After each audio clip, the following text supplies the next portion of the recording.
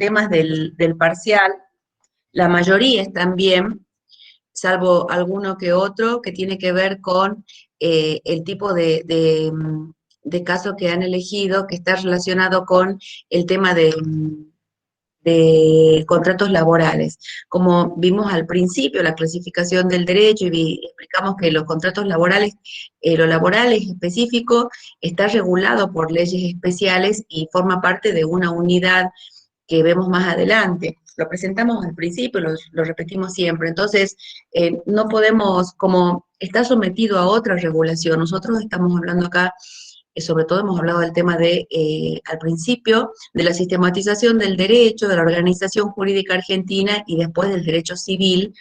Hemos hablado de las obligaciones, de los contratos, personas, derechos reales, comprendidos dentro del derecho civil y comercial. Entonces, no van a poder presentar su caso si explicar todos estos temas partiendo de la base de un caso de derecho laboral, de contrato de trabajo, porque está sometido a una regulación específica. Lo hemos explicado al principio, en la primera unidad, cuando vimos las clasificaciones del derecho, y lo fuimos repitiendo a lo largo de las clases, que el derecho laboral y los contratos de trabajo tienen una regulación distinta y forma parte de una unidad independiente que vemos en el programa más adelante.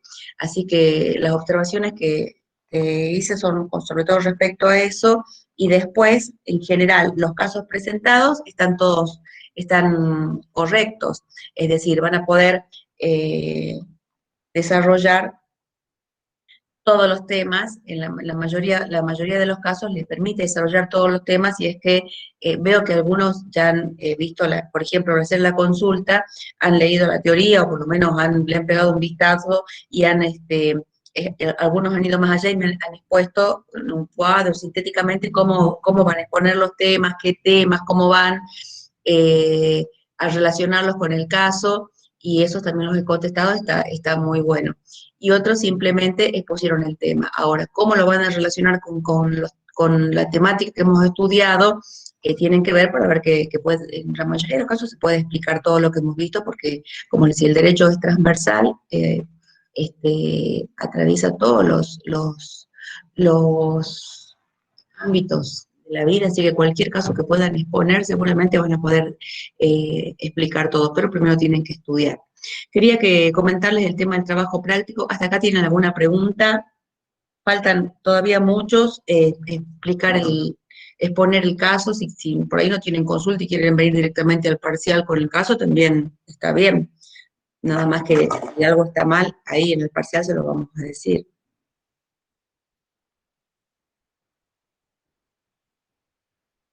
¿Hay alguna pregunta? ¿Tienen alguna pregunta, alguna consulta?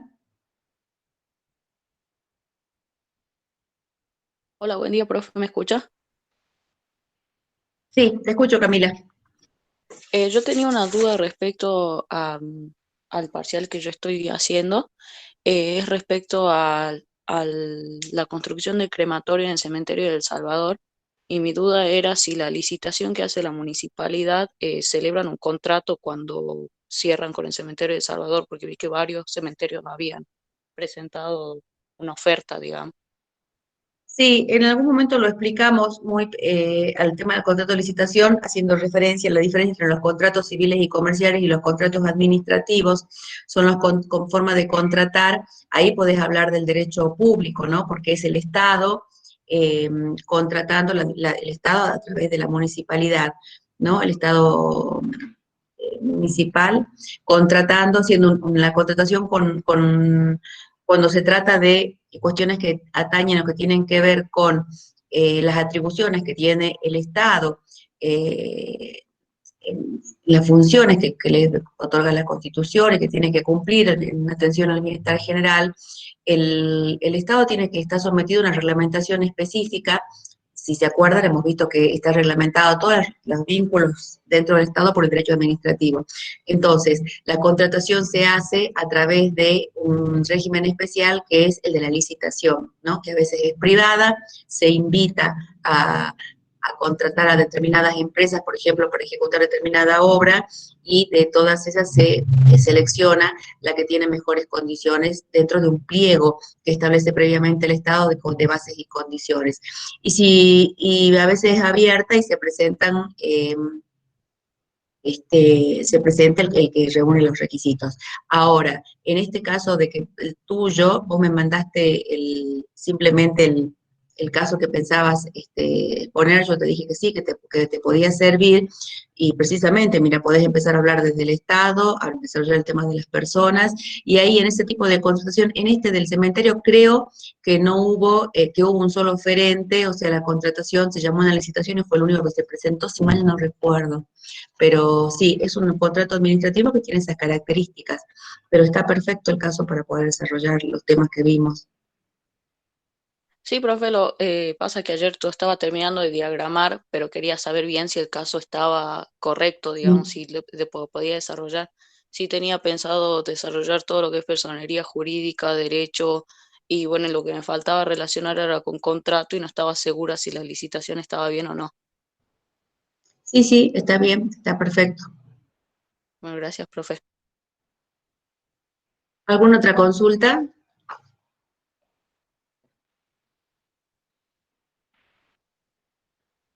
Bueno, Profe, sí, buen día. Laura, buen Eh, día. las compras por internet también se puede presentar como un caso de contrato de consumo. Nosotros, fíjense, nosotros hemos visto y hemos hecho trabajos prácticos, hemos visto contratos, ¿no? Y hemos visto los contratos de consumo, una de las formas, cuando hemos visto contratos de consumo, que están reglamentados en el Código Civil, hemos visto que una de las formas del contrato de consumo es el contrato electrónico. Entonces, perfectamente tiene características especiales, está en la teoría, está bien especificado y aclarado qué diferencia hay, qué es lo que caracteriza, mejor dicho, dentro de los contratos civiles y comerciales a los contratos de consumo, ¿no? El contrato, y dentro de los contratos de consumo, más específicamente los contratos electrónicos, que tienen, cuando nosotros hemos visto cómo se forma el consentimiento por la oferta, la aceptación, en los contratos electrónicos está reglamentada una forma especial determinada. Acuérdense que los contratos de consumo vimos que tenían una protección especial porque la parte más débil es el consumidor, hemos explicado todo eso, así que está perfecto el contrato de consumo.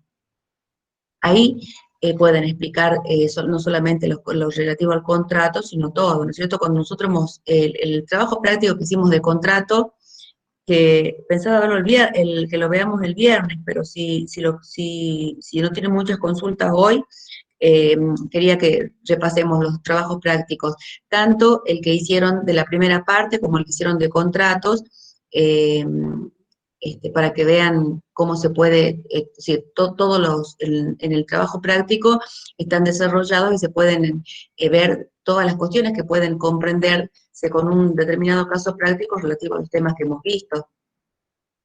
Por ejemplo, en el contrato electrónico pueden empezar a ver si son las partes, si las partes son personas públicas o personas privadas, si son personas jurídicas, ¿no? O sea, si son personas humanas, si son en representación de alguien, y ahí hablar, por ejemplo, de la capacidad, qué es la capacidad para contratar, cuáles son los requisitos, cuándo se quiere la plena capacidad civil, cuándo una persona, cuáles son los atributos de la persona en síntesis, ¿no? El domicilio, la capacidad, este, el patrimonio, todo en un contrato. Cuando nosotros desarrollamos el contrato, el que pusimos, de ejemplo, en clase y en el trabajo práctico, vimos, empezamos a hablar, por ejemplo, ahí de los que aparecen en el encabezamiento de un contrato, los atributos de la persona. Y ahí podemos hablar de los atributos de la persona, si se rigen por qué ley se rigen, y cuando hablamos de por qué ley se rigen, hablamos de los requisitos, de las características de las leyes, la irretroactividad, el principio de territorialidad. Es decir, si nosotros organizamos una presentación con todos esos temas bien completa, después nosotras les vamos a hacer un par de preguntas relativos a otros temas que no hayan sido contemplados. Pero el tema es que ustedes puedan advertir en el caso que presentan, en el caso práctico, todas las cuestiones que nosotros, o desarrollar todas las cuestiones que hemos visto a lo largo del programa en estas 5 primeras unidades, ¿no? en el contrato electrónico, en todos los casos que ustedes han presentado hasta ahora, se puede hablar de todos esos temas. Bien, profe, gracias.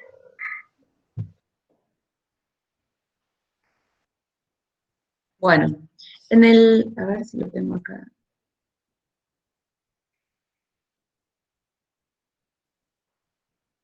Acá está. Acá tengo un trabajo práctico de todos los que vi, que está muy correcto, de Agustina. ¿Está Agustina Pérez?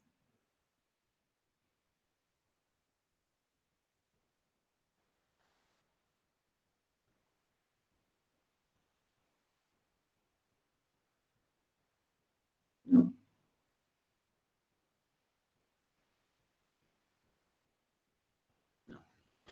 Bueno, ¿se acuerdan que si no tienen más consultas vamos a repasar el trabajo práctico? Quería que veamos el tema del trabajo práctico que hicieron con respecto a la Constitución Nacional, eh, que en general están todos muy bien, algunos tienen algunos errores que eso me interesaría hacer hincapié, precisamente para que no quede esa equivocación con respecto a algunos conceptos.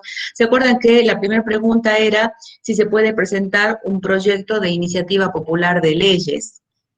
¿No? ¿Qué contestaron ustedes? ¿Se puede presentar?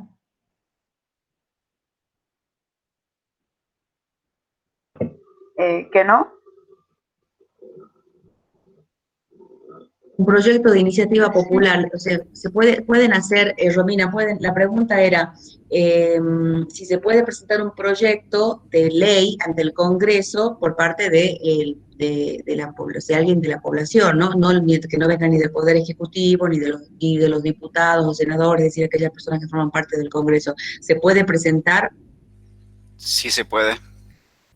Claro, sí, sí se puede. Se puede presentar cuando hay que reunir determinados requisitos, ¿no? Esa es una de las reformas que vino como consecuencia de la reforma constitucional del año 94 de la Constitución. No sé si, Romina, no me acuerdo si, porque vi todos los trabajos prácticos, pero si te contestaste, pero ¿se puede presentar? Sí se puede, ¿no? Tienen que reunir un determinado número de firmas y está reglamentada. Si bien eso, como todo en la Constitución, que yo siempre les digo, en la Constitución consagra determinados derechos que después el ejercicio de esos derechos se reglamenta a través de las leyes. Hay una ley que es, creo que es la ley...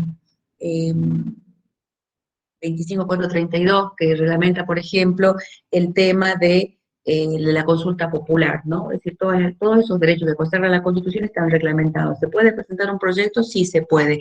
Ahora, ¿se puede presentar un proyecto sobre cualquier tema? No, no se puede. No, porque ¿sobre qué temas no se puede presentar? Por ejemplo, Cristian, Agustín, bien. No sé si se Por acuerdan. ejemplo, puede ser sobre el presupuesto nacional. Claro, sobre el presupuesto están exactamente, Camila, están los temas sobre los que la población, es decir, un proyecto popular no se puede presentar, están descritos en la Constitución Nacional, ¿no? Relativas a causas penales, relativas a tratados, a cuestiones internacionales, relativas al presupuesto, en materia penal y sobre reforma constitucional, esos son los temas sobre los que no se puede presentar. Todo el mundo respondió muy bien eso, incluso hay gente que se fue a buscar la Constitución, esto está muy bueno porque desarrollaron muy bien los temas, otros simplemente contestaron muy cortito. Se podría presentar, la otra pregunta era si se puede presentar un proyecto para aumentar las penas de los delincuentes debido a la inseguridad. Si nosotros respondemos afirmativamente, explicamos cómo se puede, si no se puede presentar un proyecto popular para aumentar las penas de los delincuentes, ¿por qué? Creo que no se podría presentar en temas de materia penal por iniciativa popular. Claro, por lo que acabamos de decir, ¿no? Esta relación, exactamente, Franco, está relacionado con la pregunta anterior. Todos los temas de iniciativa popular están vedados los temas de las cuestiones penales. ¿Se acuerdan que nosotros explicamos que el derecho penal es de derecho público y solamente es el Estado el que puede legislar en materia penal a través del órgano competente que es el Congreso de la Nación. Entonces no puede presentarse un proyecto popular relativas a esas cuestiones, que en realidad son cuestiones esenciales que están, como las que enumeran, los tratados internacionales, las reformas de la Constitución, que están solamente son atribución de los órganos de gobierno, del Poder Legislativo particularmente. La otra pregunta era, ¿qué Cámara del Congreso de la Nación tiene iniciativa para convocar a votar a los ciudadanos en la consulta popular vinculante? Ahí hay algunos que se expresaron y se explayaron bien y explicaron todo, otros directamente explicaron que es la Cámara. ¿Qué Cámara es? Si se quiere La hacer una... Cámara de Diputados. Bien, Carolina, bien, Agustín, sí, la Cámara de Diputados es la que puede presentar. Ahora, ustedes se preguntaron qué diferencia hay entre una consulta, porque habla de consulta popular vinculante, y por lo tanto también hay una consulta popular que no es no vinculante. ¿Se preguntaron qué significa vinculante? ¿O saben qué significa vinculante cuando respondieron e hicieron el trabajo práctico? Algunos explicaron la diferencia, o sea, pusieron qué pasa, en qué casos cuando es vinculante y en qué casos cuando no es vinculante, quién puede presentar el proyecto, pero ¿se preguntaron qué significa la palabra vinculante? ¿Saben? Si no se preguntaron, supongo que saben.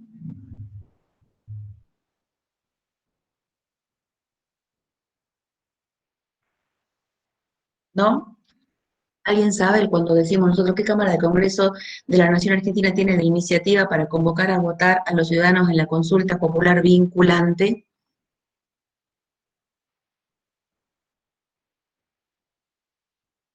Querrá decir, Profe, sí, sí, sí, Luis. creo que tiene que ver cuando al ser vinculante se lo convierte en ley y no vinculante es cuando no se puede, debido a quien da su veredicto. Algo así había leído hace mucho.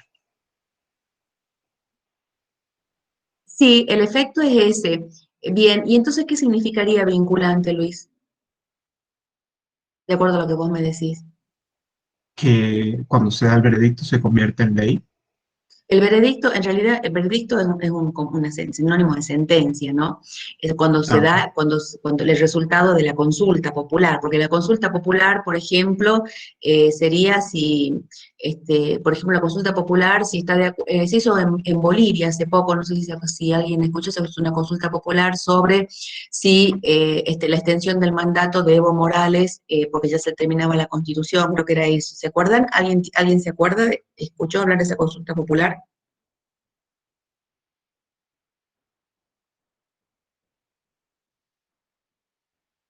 No. Cuando se hace, sí, alguien está por decir.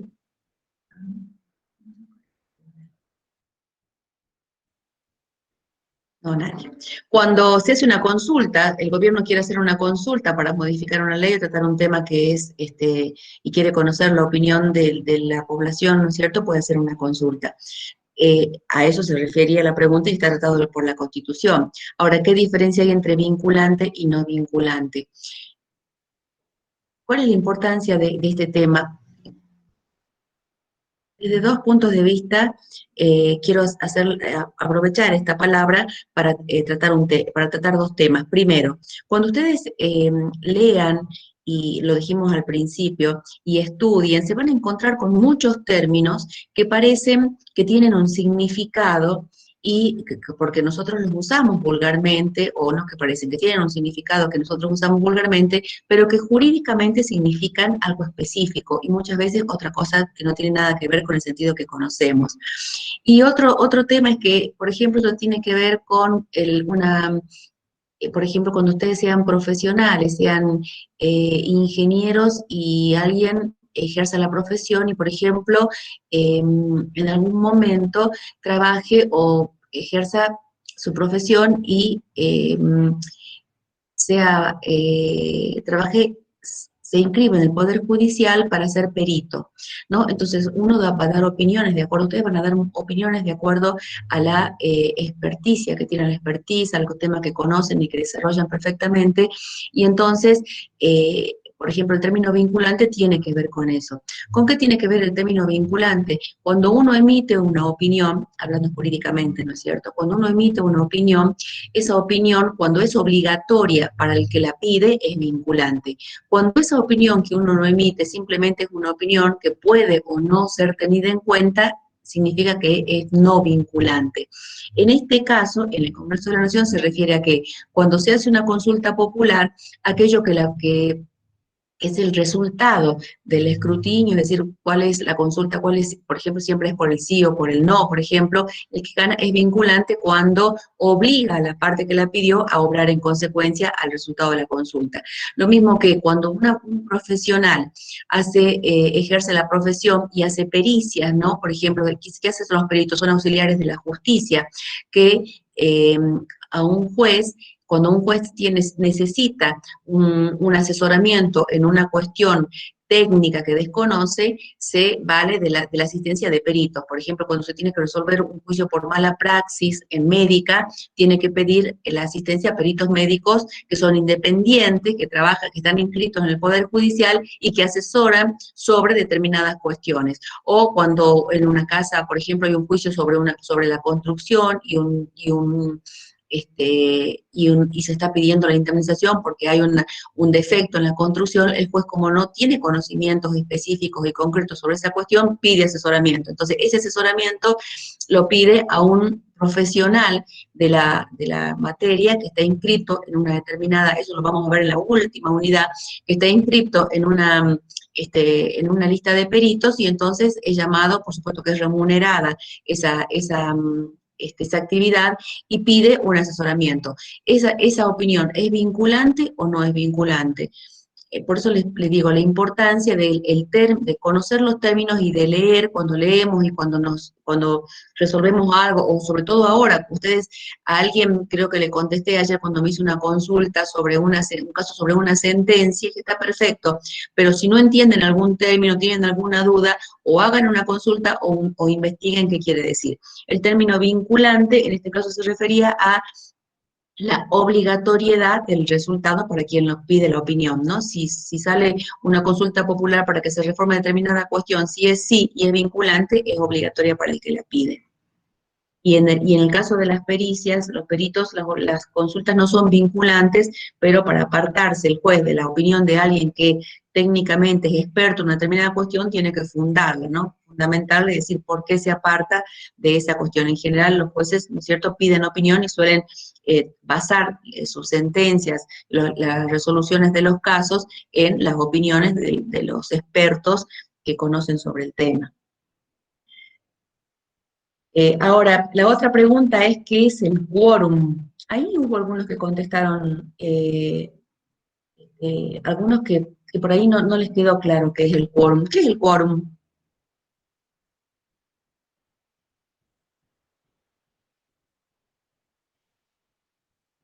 Está explicado, sí, yo les dije, en uno de los videos, en los videos que están subidos en el aula virtual, que dice Rescatando Saberes Previos, que es como una síntesis de muchas cosas que vimos en la unidad 1 y que están explicadas en el video. Está explicado qué es el quórum. ¿Qué es el quórum?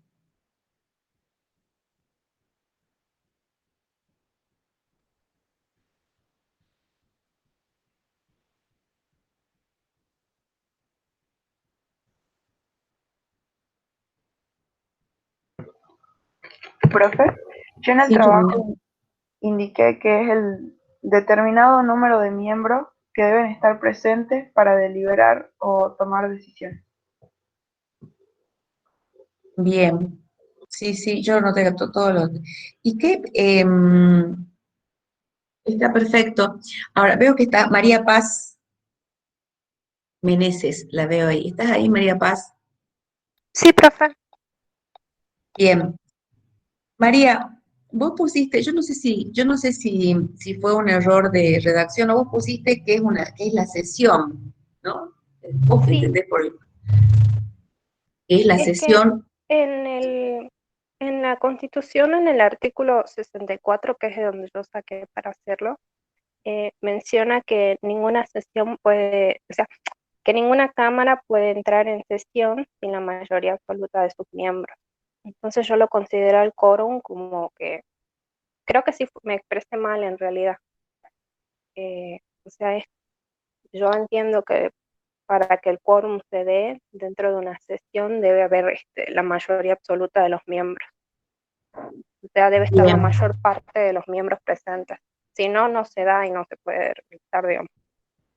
Perfectamente. O sea, para que haya sesión, el quórum es la cantidad de miembros que tienen que estar presentes para que la sesión puedan sesionar válidamente, ¿no? Para que pueda darse inicio a cualquier sesión, ya sea de la Cámara, diputados o senadores. Y les hago una pregunta, bueno, eso es el quórum, precisamente, ¿no? Ah, ¿y qué es mayoría absoluta?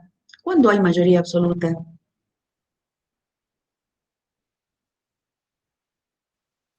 Cuando el número de miembros presentes, supera el número de miembros ausentes. Creo que generalmente se dice cuando la mitad más uno de la cantidad total. Exactamente.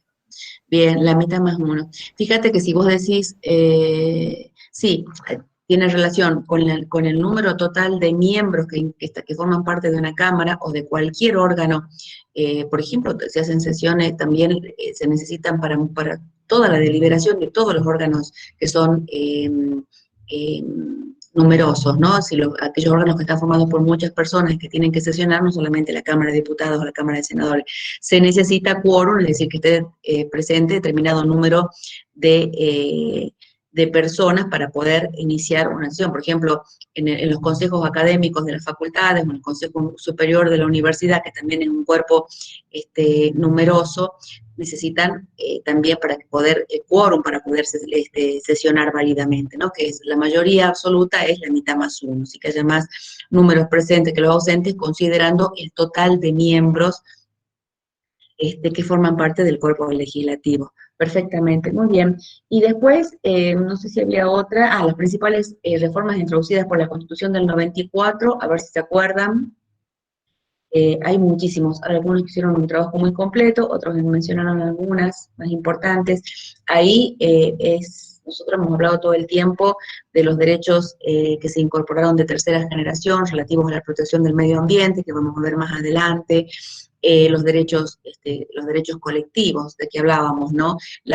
El reconocimiento de los aborígenes a que se reconozca la propiedad comunitaria, se creó el Consejo de la Magistratura, la Jefatura de Gabinete, es decir, todas cuestiones interesantes importantes que nosotros escuchamos ahora permanentemente,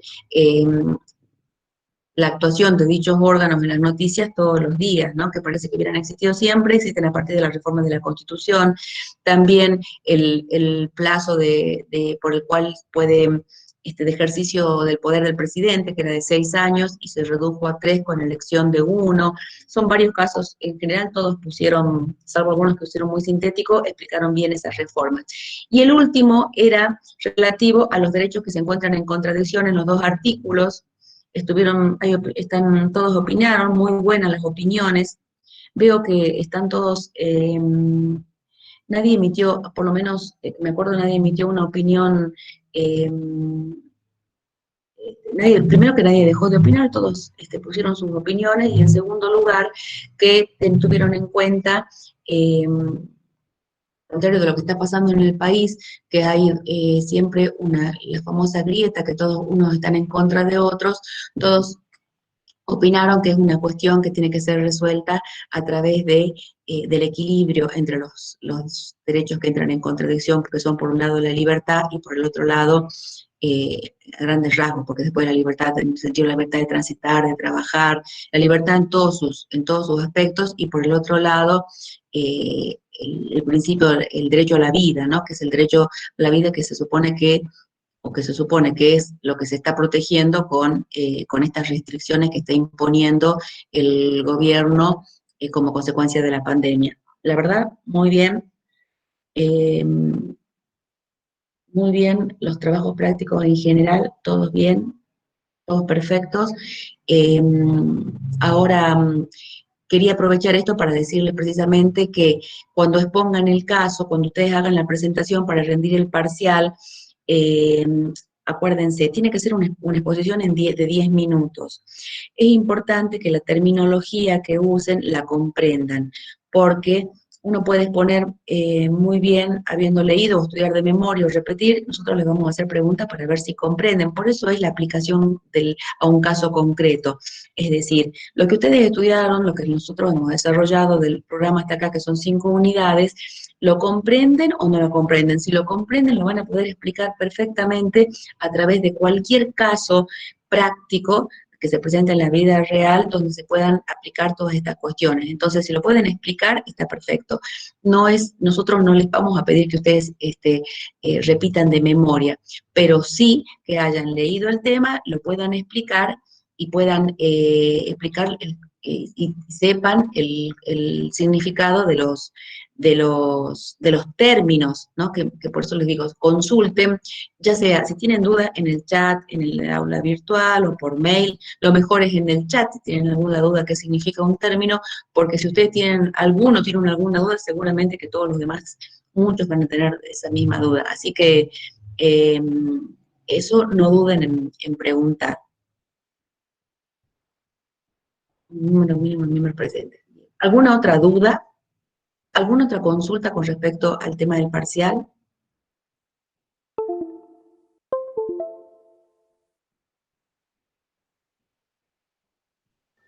Profe, o sea que vamos a tener 10 minutos para exponer y otro pequeño tiempo para responder las preguntas que ustedes Sí, nos hagan.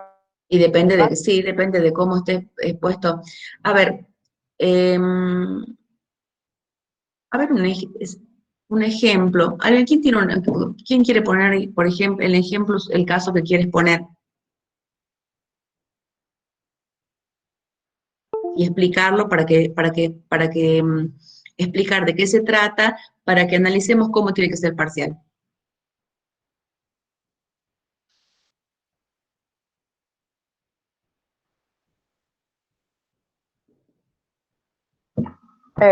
Yo había elegido un tema en el cual UCU, que es una asociación de consumidores, ¿Sí?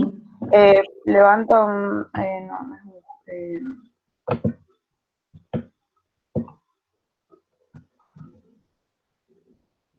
realiza una serie de, no sé si decirlo, acusaciones contra Fiat porque vendieron una camioneta, que es una Fiat Toro, que viene con problemas de motor, del filtro de partículas. Y bueno, las cuestiones estaban en que lo acusan de mala publicidad, primero porque es toda una cuestión del motor que se le puede dar uso o en la ruta o en la ciudad. Y bueno, las personas empezaron a tener problemas con el motor porque supuestamente lo estaban andando mucho en ciudad. Y el market, o sea, la publicidad decía que la camioneta puede usarse en la ruta y en la ciudad. Y la sentencia resolvió que no habían asesorado al cliente, ¿es ese? Sí, Que no fueron habían varios. asesorado al cliente porque no se puede usar en ciudad y que la tienen que indemnizar. Sí.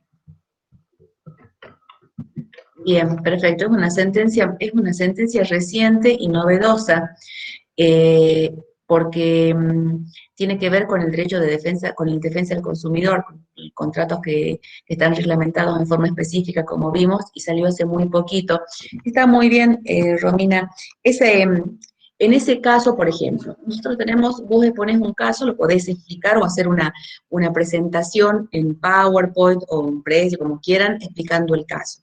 Ahora, si nosotros analizamos ese caso desde el punto de vista de los temas que vimos en la unidad 1, el derecho, la ley, la estructura legal argentina, nosotros vemos que hemos estudiado que los contratos de consumo, por ejemplo, están reglamentados por está en el apunte, está en la teoría, y lo vemos en clase por el Código Civil y Comercial, por la Ley de Defensa del Consumidor y por la Constitución Nacional.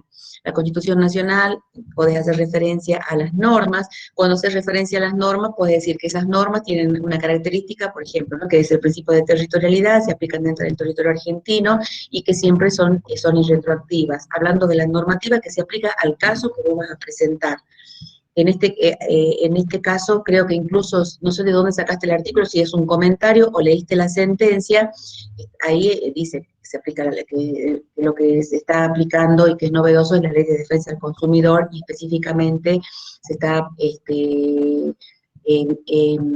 violando, por eso la condenan a la empresa, al derecho de información, ¿no? O sea, no le informan correctamente a la consumidora de que esa camioneta no está preparado, no es apta para circular en la ciudad. Podés decir si esos derechos, cuál es el derecho protegido en este caso, que es el derecho del consumidor, como decía que está en la Constitución Nacional, que son los derechos de los que hablamos en la primera unidad de tercera generación y qué características tienen. No sé si me seguís, es decir, con la presentación del tema ya podés hablar de todos los temas que nosotros hemos desarrollado en la unidad 1, explicar cuáles son los derechos que se protegen, si están en la Constitución, cuál es la ley aplicable, cuáles son las características de la ley, cuál es la característica concreta que tienen los derechos de defensa del consumidor, ¿no?, que hay una parte que es más débil que la otra, hablar de la Constitución, cuando hablas de estos derechos amparados en la Constitución Nacional, puedes hacer referencia a la estructura legal argentina, que la Constitución Nacional es el órgano, es la ley superior debajo de la cual vienen todas las demás, en cuanto a la estructura jerárquica que tiene el derecho argentino. Cuando presentás el tema ya podés hablar de toda la unidad 1. Después, cuando cuando nosotros desarrollamos personas, ¿quiénes son las personas que intervienen en este caso? Tenés por un lado, si hablas del fallo, la justicia. ¿Quién actúa? ¿Qué son personas? ¿Es una persona humana, una persona jurídica representada por una persona humana? Y si es una persona jurídica, ¿qué tipo de persona es el juez que dicta la sentencia? ¿Está representando a una persona jurídica pública o a una persona jurídica privada? La otra parte del contrato, que es la consumidora, qué tipo de persona es una persona humana, actúa por sí misma, está representada por alguien, tiene cuáles son los atributos, cuál es capaz, si es plenamente capaz, cuál es el nombre, los atributos, puede hacer referencia al nombre, la capacidad, el patrimonio, cuál es su patrimonio, cuando sí cuál es su patrimonio, cómo se forma el patrimonio en general, me comprende, cuando empiezan a hablar del caso, explican cuáles son las características, cuáles son por ejemplo, los atributos en general que hemos visto de las personas, cómo se aplican en este caso concreto, cómo es, en este caso del consumidor, cuál es el patrimonio, puede identificarse acá el patrimonio de una de las partes, en el caso concreto, el de la consumidora, ¿cuál sería el patrimonio, por ejemplo? Romina, ¿qué bien forma parte de su patrimonio? El auto. El auto. Entonces puedo decir, el auto forma parte de su patrimonio. ¿Cómo está formado el patrimonio? Por los bienes, por las cosas materiales susceptibles de tener un valor, y por los bienes forman parte del patrimonio de una persona, es decir, aquellos que no tienen, que son intangibles, pero que tienen valor económico. Ir explicando a medida que vas desarrollando el caso lo que nosotros hemos estudiado. ¿Qué más? Las personas, bueno, las personas jurídicas, cuando hablas de las personas jurídicas, si interviene el Estado, si es una persona jurídica de carácter público, qué características tienen, las personas jurídicas públicas tienen, cómo es la responsabilidad, el juez que actúa es responsable con su patrimonio por sí mismo de la decisión que tome o no, y por qué. Nosotros estamos hablando el caso se resuelve a partir de la celebración de un contrato. De este contrato surgen obligaciones para las partes. ¿Qué obligación surgía para la empresa que vendió el automóvil y qué obligaciones surgía para la empresa para la persona, para el consumidor? ¿Qué está reclamando el consumidor? El pago de daños y perjuicios, ahí vamos, al cumplimiento, ahí podés explicar en qué consiste el cumplimiento, el efecto normal de las obligaciones y el efecto anormal. El efecto normal sería que la persona hubiera comprado un artículo que en este caso, un vehículo que le sirviera para la finalidad que ella necesitaba, que era circular dentro de la ciudad. Como no puede cumplirse con la obligación, el acreedor que ella reclamaba o que ella contrató, entonces reclama el pago de daños y perjuicios, que es el efecto normal de las obligaciones. ¿Qué tenía que probar para eso? Tenía que probar el daño, es decir, el incumplimiento, la parte no la asesoró, el daño, no puede usar la camioneta, y ahí podés explicar los presupuestos de la responsabilidad, es decir, qué tiene que probar ella o qué tiene que existir para que una persona pueda reclamar el pago de daños y perjuicios frente al incumplimiento de una obligación. ¿Cuál hubiera sido el caso cómo hubiera sido el caso de que el efecto normal de la obligación, es decir, que la concesionaria cumpla con la obligación con aquello que estaba obligada, que es asesorar debidamente a la consumidora acerca del artículo que ella quería comprar y decirle, de acuerdo a lo que resuelve el juez, ¿no? Y decirle, señor, este vehículo no sirve para lo que usted quiere, tiene que comprar otro. Que forma parte de la obligación que tiene concretamente, en este caso, de defensa del consumidor. Y ahí pasás a hablar del contrato, podés hablar ellos celebraron un contrato, cuáles son los elementos esenciales del contrato, ambas partes eran capaces, el objeto era la compraventa del vehículo, el consentimiento se dio de tal manera, el objeto del contrato era tal, la causa era tal, y qué pasó con el cumplimiento de tal contrato. No sé no me recuerdo si la sentencia, porque yo leí el caso, si dice, si tenían previsto concretamente cómo resolvió el juez el tema de la indemnización, pero ahí podés hablar también de todos los elementos esenciales y las vicisitudes, es decir, qué pueden prever las partes para el caso del incumplimiento del contrato, y finalmente, con respecto al derecho real, podés hablar del derecho real de propiedad, con respecto al vehículo, podés hablar de la prenda, puede haber adquirido el vehículo y haberlo prendado, si es que no lo compró al contado, lo compró en forma financiada, si es una prenda con registro o es una prenda sin registro, qué tipo de prenda es, y ahí tenés para analizar dos derechos reales. O sea, sintéticamente y rápidamente hablando, es de esa manera, con tu caso, puedes desarrollar todos los temas que vimos en el, este, en el programa. Sí, profe, también pensaba relacionarlos con la responsabilidad de los productos elaborados. Perfecto, el artículo 40 de la Ley de Defensa del Consumidor. Sí. Claro, ahí tenés la responsabilidad, creo, incluso que en la sentencia, si mal no recuerdo, el juez lo dice, ¿no?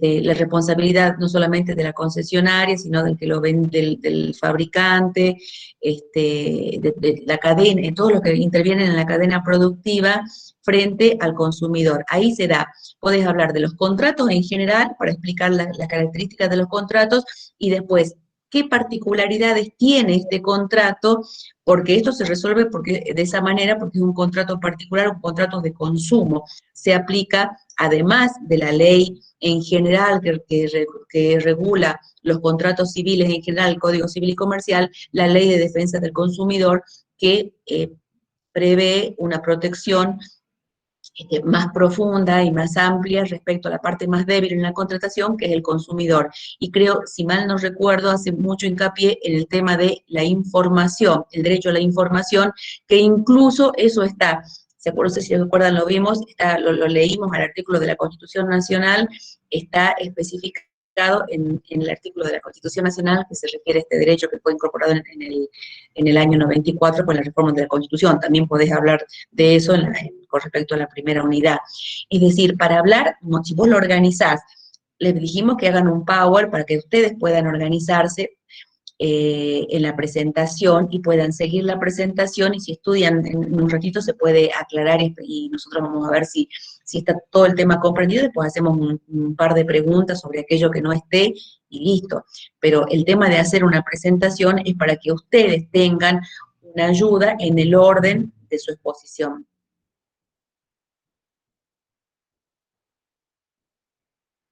Este caso te da para hablar de todo lo que hemos visto. Por ejemplo, en este caso, hablando, por ejemplo, el tema de los derechos reales, vas a poder explicar que el derecho de dominio, como te decía, el derecho de prenda porque se aplica a las cosas muebles y el derecho, el derecho, porque la prenda como derecho real de garantía sirve para garantizar el cumplimiento de una obligación y ella puede garantizar, por ejemplo, el pago, el préstamo que le otorga el banco para comprar el vehículo a través de la prenda del vehículo. Pero no podrías hablar nunca de la hipoteca porque es un derecho real que se establece siempre sobre bienes inmuebles. Entonces, supongamos, nosotros te podemos hacer una pregunta, ¿y la hipoteca qué diferencia hay entre la hipoteca y la prenda? Y la hipoteca es sobre derechos inmuebles, es sobre bienes inmuebles, perdón, para garantizar también el cumplimiento de una obligación, por ejemplo, ¿no? Una pregunta sería esa. 2 preguntas más y si está todo completo, listo.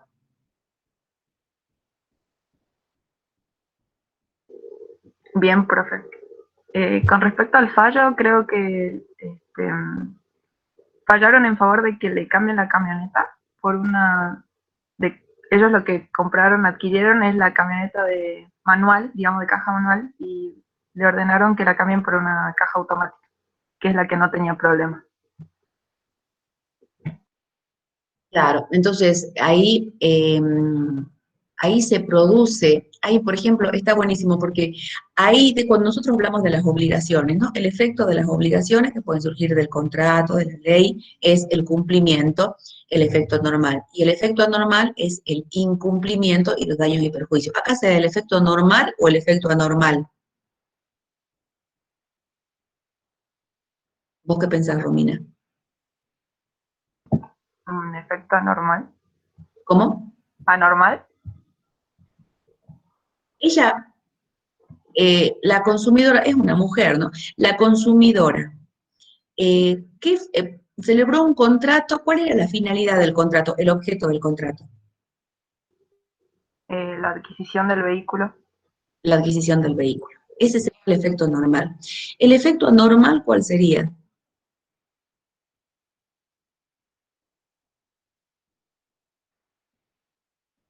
Es decir, cuando las obligaciones que se generan a partir de la celebración de un contrato, lo mismo que de la ley o de un delito, son concretas, ¿no es cierto?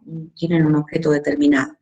Cuando el contratante, la parte que, ¿se acuerdan que en las relaciones entre las personas, que son los derechos personales, hay un acreedor y un deudor? El acreedor es el que ya cumplió y el deudor es el que no cumplió. En este caso ella es acreedora, la demanda a la concesionaria por un incumplimiento en el contrato. Pero ella quería comprar una camioneta. ¿Ella se lleva una camioneta después de todo esto? Sí. Sí. Entonces el efecto es normal, se obtiene el cumplimiento nada más que forzoso. Es un incumplimiento normal forzoso. ¿Por qué? Porque tuvo que acudir a la justicia para que a través de una sentencia el juez resuelva que la concesionaria cumpla con la obligación y le entregue una camioneta que sirva para la causa. Ahí está la causa de la obligación, si ella necesitaba una camioneta para circular adentro de la ciudad. ¿El efecto normal de la obligación se cumple? Sí, ella obtiene la camioneta. ¿Cuál hubiera sido el efecto anormal de la obligación? Que no le den la camioneta, no le cambien la camioneta. ¿Y que ella obtenga qué entonces? ¿O dinero? A cambio Claro, de... daños y perjuicios. Ese sería el efecto anormal de las obligaciones, ¿no? Cuando el deudor ya no puede cumplir, o al acreedor ya no le interesa, o ya no tiene la finalidad que ya no se puede cumplir, no le sirve al acreedor el cumplimiento de la obligación, o simplemente no la puede cumplir, entonces se resuelve en el pago de daños y perjuicios. Ese es el efecto anormal. El efecto normal es que ella obtenga el objeto del contrato por el cual se celebró el contrato, y el objeto al que se refería que el contrato, que en este caso era la entrega de una camioneta. Si eso no se produce, entonces la parte que sí cumple, ¿qué puede reclamar? El pago de daños y perjuicios. Ese es el efecto anormal. Ahora, el efecto normal de una obligación se puede dar voluntariamente cuando el acreedor cumple, porque tiene que cumplir, ante cuando se vence el plazo y cumple, y el cumplimiento forzoso es cuando hay que acudir a la justicia para obligar a que cumpla, que es el caso que vos presentas, Romina. Fíjense que les pongo este ejemplo porque en la teoría está presentado así, a veces en la teoría parece difícil o abstracto, pero no se trata de esto, ¿no? Los efectos normales y los efectos anormales de las obligaciones es esto, obtener aquello que las partes esperan es el efecto normal, ¿no? Y el anormal cuando ya no se puede, y entonces sé en qué se traduce, cómo se resuelve esto, en el pago de una suma de dinero, se llama daños y perjuicios. ¿Qué comprende los daños y perjuicios? El daño emergente y el lucro cesante, es decir, el daño concreto o la pérdida de chance, lo que dejó de ganar la persona es el lucro cesante. Eso es una suma de dinero siempre. Si no se hubiera podido resolver porque no tenían una camioneta que servía para la ciudad por ejemplo, con cambios automáticos, hubieran tenido que pagarle daños y perjuicios. ¿Está? Bien, profe, sí. ¿Alguna pregunta? ¿Alguna otra pregunta?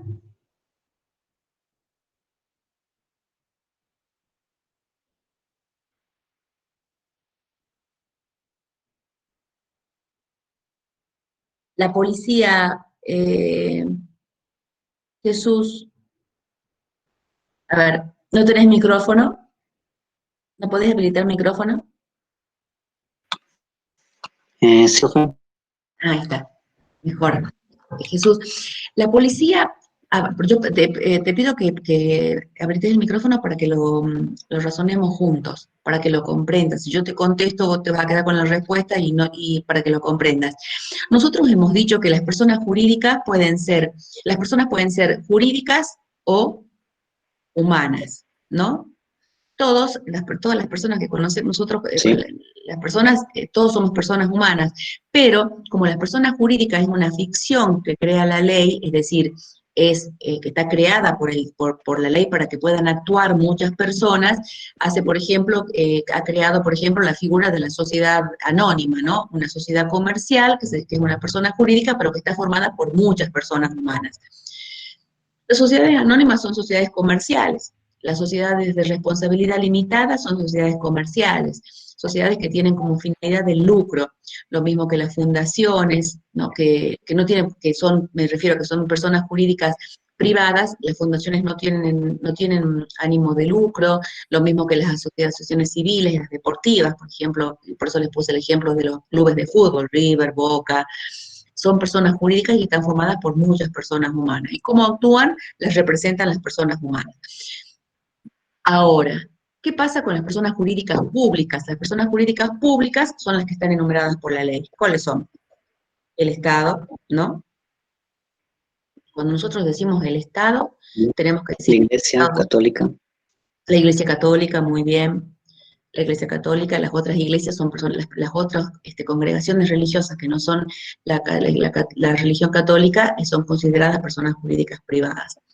Pública, lo público tiene que ver, siempre decimos, lo público tiene que ver ¿con qué?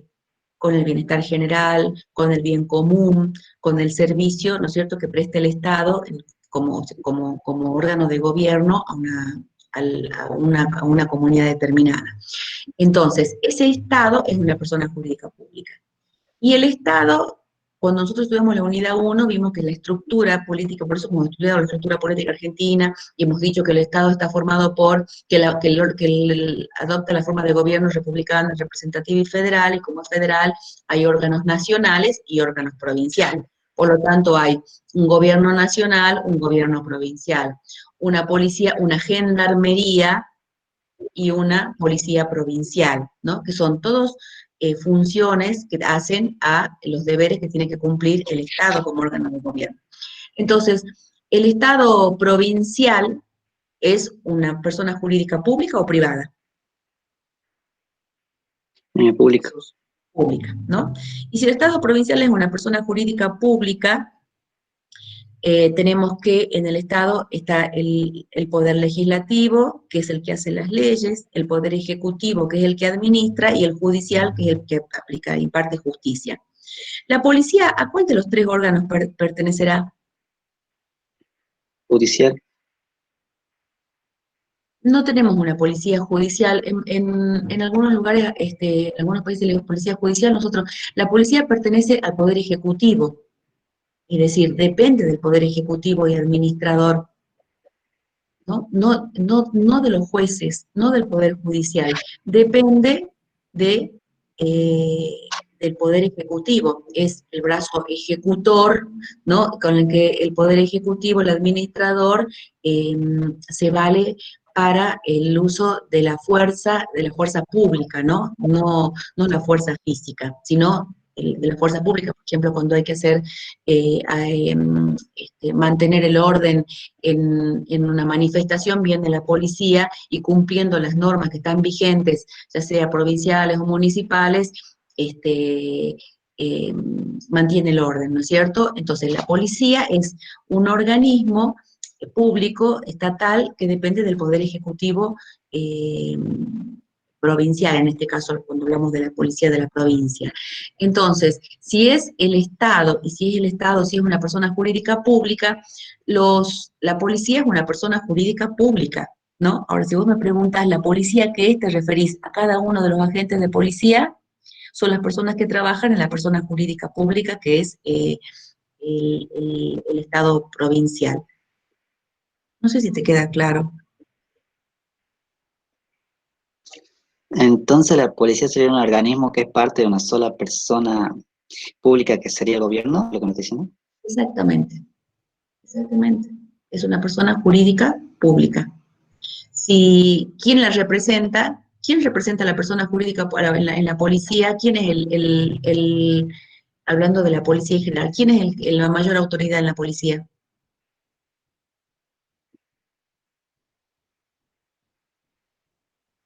No sé mucho, pero supongo que el oficial general. Pero la cabeza de la policía, ¿quién es? Chicos, ¿quién es? El ministro de Seguridad. Jesús, no. El ministro de Seguridad, exactamente, pues yo pues el ministro de Seguridad, por abajo del ministro de Seguridad, el jefe de policía, ¿no? El jefe de policía, y el jefe de policía, ¿de quién depende? Del ministro de Seguridad. ¿Y el ministro de Seguridad de quién depende? Del gobernador. Del gobernador. Entonces estamos hablando de poder ejecutivo provincial. ¿Entendés, Jesús? Nosotros dijimos, hay un poder ejecutivo provincial y uno nacional, un poder legislativo provincial y uno nacional, un poder judicial provincial y otro nacional. En el poder ejecutivo provincial está a la cabeza el gobernador, es una persona jurídica pública. ¿Quién la representa al poder ejecutivo provincial? El gobernador. De ahí se desprenden las atribuciones, porque si no, el gobernador no podría hacer todo, ¿no es cierto? Necesita organizar a través de distintos organismos las funciones que tiene que cumplir como poder ejecutivo. Entonces, nombra a los ministros, el ministro de Seguridad, el ministro de Educación, el ministro de Salud, que se van a encargar precisamente, tienen un conocimiento específico, y se van a encargar de gestionar y de que se funcionen las distintas ramas del gobierno. La salud, está el ministro de Salud, y que en este caso, por ejemplo, el tema de la pandemia, es el que toma las decisiones, ¿no es cierto?, dependiendo del gobernador. El ministro de Seguridad es el que se encarga de la seguridad de los ciudadanos. ¿Quién es el ministro de Seguridad en este momento? El ministro Meyer. Del ministro Meyer de la policía, y toda la policía depende entonces del ministro y del Poder Ejecutivo. Entonces son personas jurídicas públicas. En cada caso están representados por el funcionario que ejerce la función de que se trata.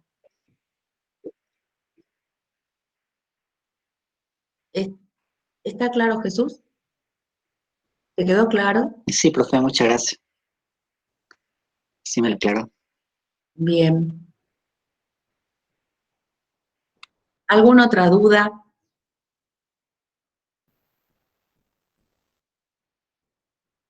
Sí, Matías, el caso para el parcial puede ser un contrato de fideicomiso. El contrato de fideicomiso, tenés generalmente pueden existir más de dos partes, ¿no? Pero sí, pues se dan podés explicar los elementos esenciales del contrato, en qué consiste el fideicomiso. No sé qué un contrato de fideicomiso concreto será, pero sí, perfectamente. Si ya tenés el contrato de fideicomiso concreto el que vas a emplear para explicar, empezar a identificar todas las cuestiones de las que hablamos recién, por ejemplo, con el caso de Romina, creo que era. Sí, de Romina. pero sí puede ser. ¿Se acuerdan que nosotros dijimos, yo les expliqué que en los contratos están regulados de esta manera? Los contratos en general, que se llaman los paritarios, donde las partes resuelven las cuestiones de común acuerdo, hay libertad absoluta de contratación, y después hay una protección especial de determinados tipos de contratos, dentro de los cuales están los contratos de consumo y los contratos de adhesión. Un tipo de contrato de consumo es el contrato electrónico, que se celebra de manera electrónica. Esos están más protegidos por la ley. Los paritarios son aquellos que se celebran entre las partes sin que haya una protección especial de la ley para una de las partes, porque las partes están en un pie de igualdad en cuanto a que ninguna está en una superioridad con respecto a la otra económica o de ningún tipo. Entonces, el contrato de fideicomiso es de los primeros, ¿no? Un contrato paritario, en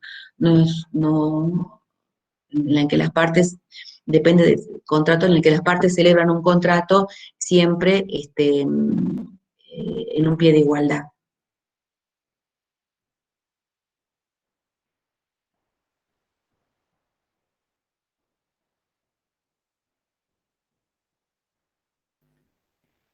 Profe, yo tenía una duda Sí, Carolina. con el mío. Yo tengo un contrato de la compra de un terreno y en este caso yo tengo entendido que este tipo sería un derecho personal, no es un derecho real. Entonces yo pensaba hacer ahí, bueno, la relación de por qué es un derecho personal y por qué no un derecho real. Pero en este caso yo no puedo hacer la diferenciación entre cosa propia, cosa ajena, ¿que no? Con respecto al terreno. A ver, la diferenciación entre derecho personal y derecho real, perfecto, vos podés decir qué es uno y qué es otro. Eh, si no hay Que en derecho este caso real, sería un derecho personal, ¿que no? Porque, bueno, no se tramite ningún requisito y no sé, pero ¿qué tipo de contrato es, Carolina, me dijiste? Me dijiste, compra de un terreno. y si es una compra de un terreno, vos querés decir que es una compra de un terreno que no se hace de la forma que establece la ley, ¿no? Por escritura pública. Sí, Si hablamos de la compra de un terreno, hay un derecho real entre el vendedor del terreno y el terreno, si es de su propiedad, ahí ya está el derecho real de dominio, ¿no? Ah. Ahora, la compraventa de un bien inmueble entre el comprador y el vendedor, ahí hay un derecho real. El comprador adquiere, para adquirir ese derecho de dominio sobre el inmueble que es del vendedor, le tiene que pagar un precio. La ley dice que eso tiene que ser por Claro. escritura pública. Esos son todos los requisitos porque es un contrato, nosotros vimos solemne. ¿Se acuerdan cuando vimos la forma de los contratos, que hay formas que son solemnes? Bueno, acá en este caso se aplica esa solemnidad porque la ley dice, para adquirir un derecho real de dominio sobre inmueble hace falta escritura pública. Si vos tenés un contrato privado, no sé si eso es lo que me querés preguntar. ¿Hay un derecho real? ¿Podés explicar los derechos reales? Y el derecho real es el derecho que tiene el de dueño sobre el inmueble que quiere vender. El comprador lo quiere adquirir, pero ¿es válido ese boleto de compra-venta para adquirir? Ahí hay un derecho personal, porque como no lo hicieron por escritura pública, lo único que va a poder exigir el comprador al vendedor es que le dé la escritura pública. A eso, pero no sé si es eso lo que me querés preguntar. Sí, sí. O sea que en mi caso sí tengo la escritura pública, creo que sí se lo mandé a la imagen, no sé si recuerda, de la empresa Horizonte. Sí, pero me dijiste me contaste que tenían problemas, que estaban denunciados Sí, en la justicia sí, porque, sí, me acuerdo el caso que me mandaste, de Horizonte, una compraventa en realidad creo que es dentro de un barrio cerrado, ¿puede ser? sí, Sí, y entonces hacen un contrato y no le puede entregar el inmueble. claro. O sea, tengo entendido que, bueno, lo que yo le mandé sería el contrato de compraventa y el otro sería la escritura pública. Entonces, en este caso sí lo considero un derecho real y una cosa No, porque propia. si no recuerdo mal, Carolina, vos no me mandaste la escritura pública, lo que me mandaste está certificada la firma por escribano público, ¿puede ser?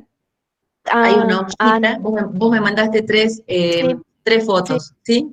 En la Ah, tercera aparece una hojita y un párrafo, esa sí es una hoja de protocolo de un escribano, pero si mal no, porque yo me fijé, si era una escritura pública y no es una escritura pública, en esa hoja está certificando la firma el escribano. Me parece que no está protocolizado, no está en escritura pública. Ahí está bueno para hacer la diferencia, que es un instrumento público y un instrumento privado. Nosotros hemos estudiado hemos visto que los contratos la forma pueden ser por escrito, verbal, y si celebran por escrito, puede ser por instrumento público, por instrumento privado, hablando de las formas, ¿no? La deberían haber realizado por instrumento público si es la compraventa de un inmueble.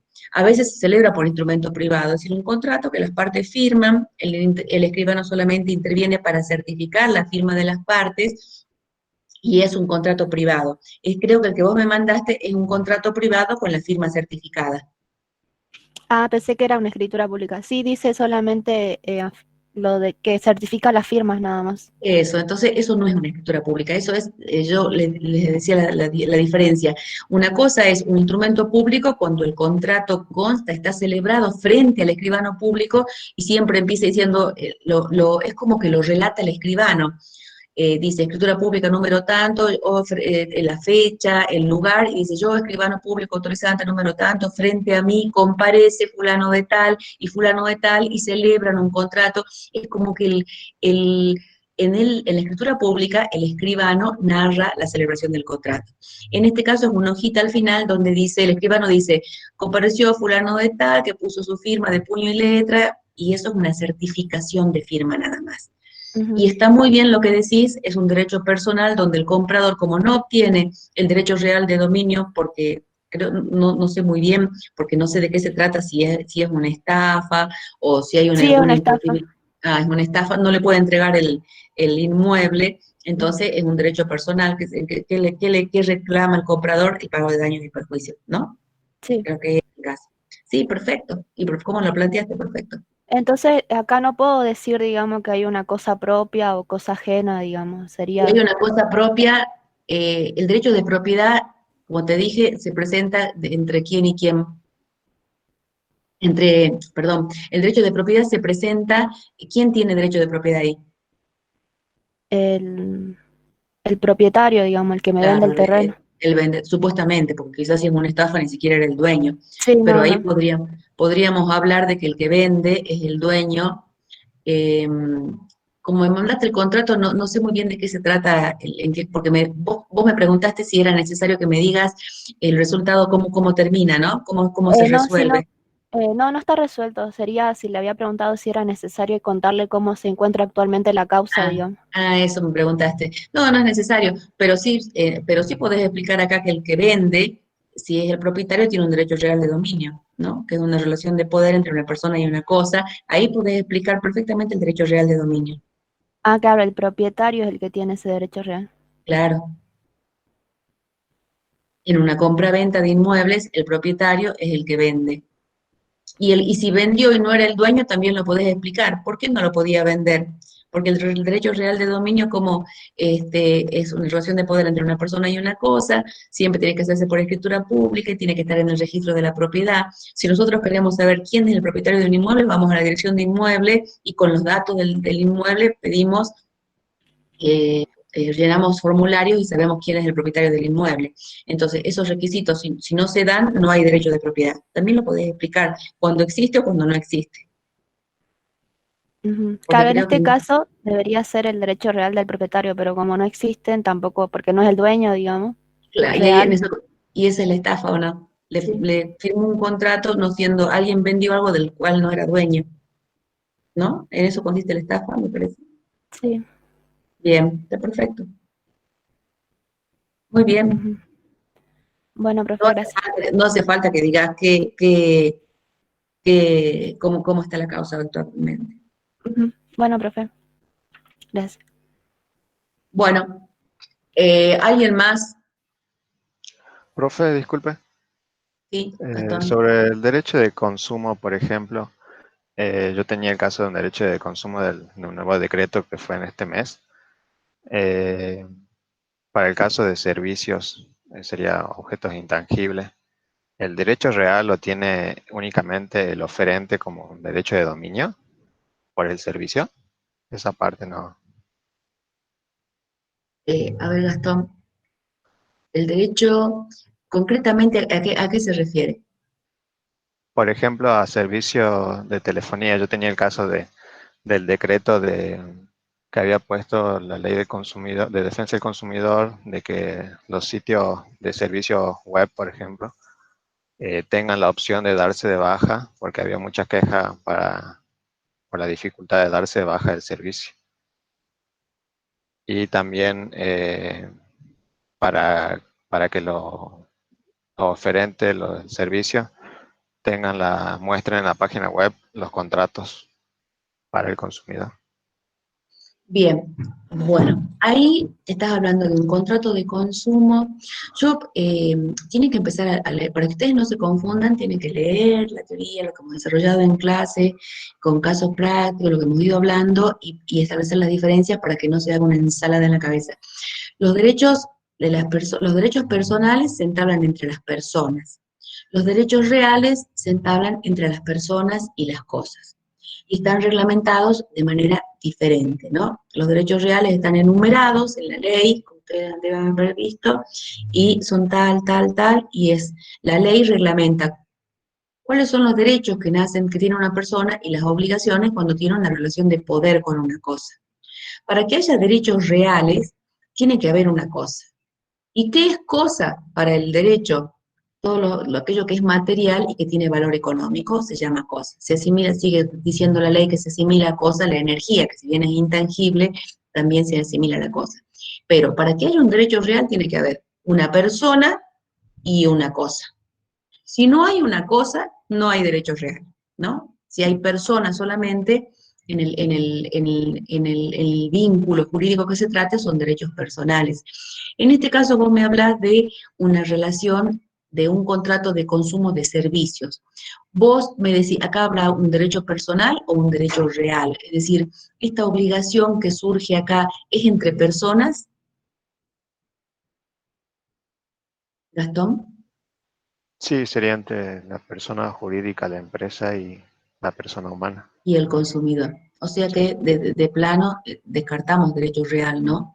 No se trata este caso sobre derechos, la ley reglamentando situaciones que se dan entre una persona y una cosa, sino entre prestadores un prestador de un servicio que últimamente hubo un decreto que lo considera servicio esencial, que es reciente, ¿no? Creo que sí, si estás hablando de la telefonía, y el consumidor. Y están reglamentados por la ley, está reglamentado por la Ley de Defensa del Consumidor, por el Código Civil y Comercial, entonces es un derecho personal, ¿no? No hay acá vínculo con las cosas. ¿Sí, Gastón? Sí, profe, entonces en mi caso no podría desarrollar el tema de derecho real. Usted me haría las preguntas referentes a ese tema. Claro, sí, si vos tenés un contrato de prestación de servicio y hablas de que se trata de obligaciones que surgen de un contrato, qué tipo de contrato es un contrato electrónico, podés hablar de los contratos en general, la característica de los contratos electrónicos o contratos de consumo celebrados en forma electrónica. En el cuadrito, en el Power que vimos en clase, que está en el aula virtual, hay un cuadrito que dice cómo son los contratos de consumo y las distintas formas, celebrados entre ausentes, es decir, personas que no se encuentran físicamente en el mismo lugar, en el mismo momento, y los contratos celebrados en forma electrónica, como un tipo de contrato de consumo. Y en la teoría está desarrollado con bien de qué se trata, cómo están reglamentados, qué características tienen. Todo eso son situaciones que puedes desarrollar en el caso que vos presentás. Si hay un derecho real ahí, no hay un derecho real, nosotros vamos a hacer preguntas después de los derechos reales. Ah, bien, profe, gracias. En el e-commerce, sí, profe. Y acá Laura dice que es si vos compras, en un contrato, pero en el contrato de consumo que se refiere Gastón, Laura, era un contrato de prestación de servicio, de internet, ¿no? O de telefonía, ¿de qué era, Gastón? Sí, de servicios en general, De porque internet. nombra varios servicios. en general. De servicios. Ahora, a través de un contrato electrónico se compra un determinado objeto, ahí sí tenemos un derecho real, Laura, perfectamente, como vos decís. Por ejemplo, si compramos un equipo, una computadora, una bicicleta, cualquier objeto material que tiene valor económico, estamos hablando de un derecho real. En este caso, un derecho real de dominio sobre una cosa. Ahí sí podemos hablar de derecho real. ¿Qué características tiene? Cómo se reglamenta, ¿no? ¿Qué características tiene el derecho real de dominio? Completamente como lo vieron ustedes. Exactamente, si vos planteas, Laura, un contrato electrónico sobre una cosa, un determinado objeto que tiene valor económico, también podés hablar ahí de los derechos reales.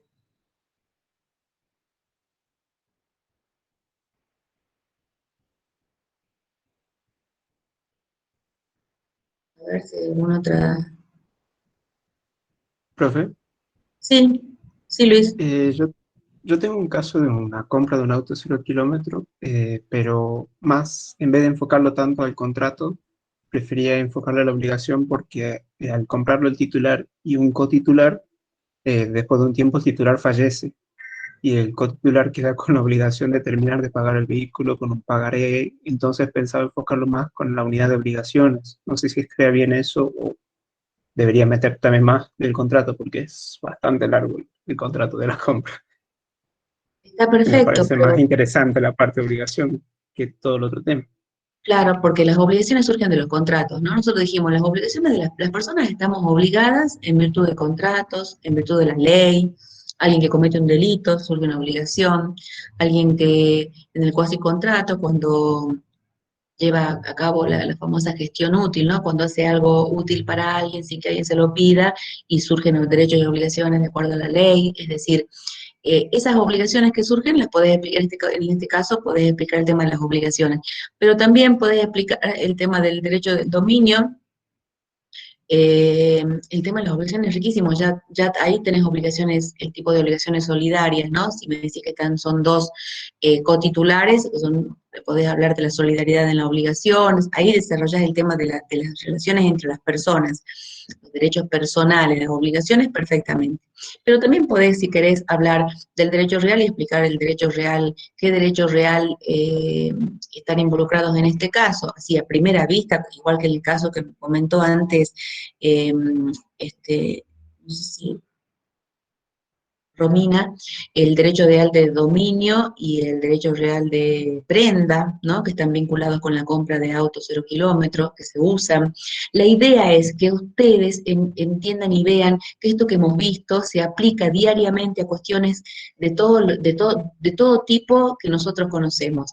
Cualquier caso que ustedes se encuentren en la práctica del que surjan cuestiones jurídicas, es decir, derechos y obligaciones, van a poder aplicar estas cuestiones. Eso es lo que nos interesa y por eso es a través de un caso práctico. Si vos presentás este caso de una compraventa de un vehículo, como decís, de una compraventa de un vehículo 0 kilómetros, que tiene estas vicisitudes, que uno se muere, que uno de los contratantes se muere, y que entonces, ¿qué pasa con el otro? ¿Cómo es la obligación? Todo lo demás también te sirve para explicar si nace algún derecho real de este caso y qué tipo de derecho. Porque, por ejemplo, si vos no lo decís, yo te voy a preguntar, ¿y vos te parece que hay algún derecho real en este caso? ¿Y qué tipo de derecho real? ¿Y se podría constituir algún real? Por ejemplo, ¿qué es la prenda? Es decir, las cosas que nosotros, los temas que hemos estudiado y desarrollado, aplicados a los casos prácticos que ustedes vean, que ustedes puedan identificar lo que nosotros hemos estudiado en los casos prácticos, cómo están reglamentados, cómo están regulados por la ley. Gracias, profe. ¿Te queda claro, Luis? ¿Sí? Sí, sí, hay bastante. Si es muy complejo, vos identificá, porque si tienen un caso muy largo, no vayan a pasarse 10 minutos explicando el caso, se hagan un cuadro, pueden contarlo el caso verbalmente, pero si hacen, por ejemplo, un PowerPoint, poner los temas del caso que los van a vincular en lo que ustedes van a hablar, y después los demás lo pueden mencionar, ¿está?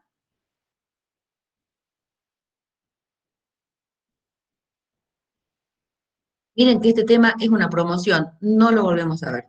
Después ya empezamos a hablar de las cuestiones más específicas y donde vamos a aplicar todo lo que estamos estudiando acá. Ah, Laura, ¿no escuchaste lo que te dije? ¿Se te cortó el internet? Ah, sí. Bueno, otra consulta. Yo quería hacerles, decirles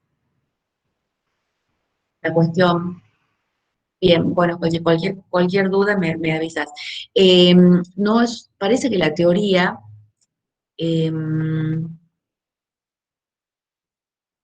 bueno, Paola Vilte, parece que la teoría uno ve o la imprime, o la ve y es cortita, le pega una leída.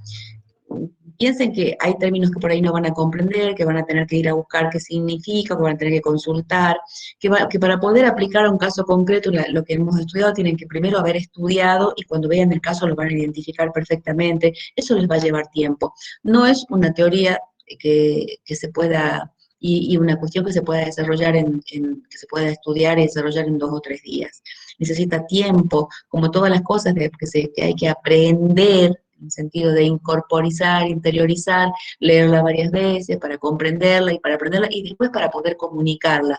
Porque yo puedo entender mucho el tema que estoy estudiando, pues, ya sé de qué se trata, y si intento verbalizarlo y comunicarlo y no puedo, es lo mismo que si no lo supiera. Para que yo pueda dar a conocer al otro lo que yo sé, lo tengo que poder comunicar. Y el tema de la comunicación es importante, y para poder comunicar tengo que tener un dominio fluido, es decir, hablar del tema sin interrumpirme, sin cortarme, sin saber, es decir, son muchos, vamos a regularlo por la presencialidad, ya nos lleva muchísimo tiempo cuando son muchos tomar los parciales y lo hacemos, nos lleva clases.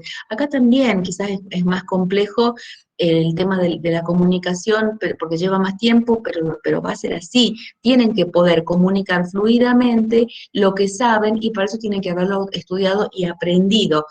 Si lo aprendieron y no lo pueden comunicar, significa que no lo aprendieron bien o que no lo tienen bien. Y si tienen que ejercitarse en poder comunicarlo para comunicarlo fluidamente, porque si no, nos vamos al recuperatorio, ¿no?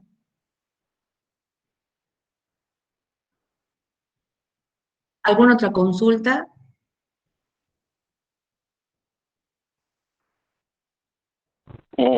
Profe, yo tengo una duda Sí, Vanessa. acerca del concepto que quiero exponer. O sea, acá yo soy de Libertador y acá ocurrió una toma de terreno y yo quería hablar de eso, digamos, en plena pandemia ocurrió eso.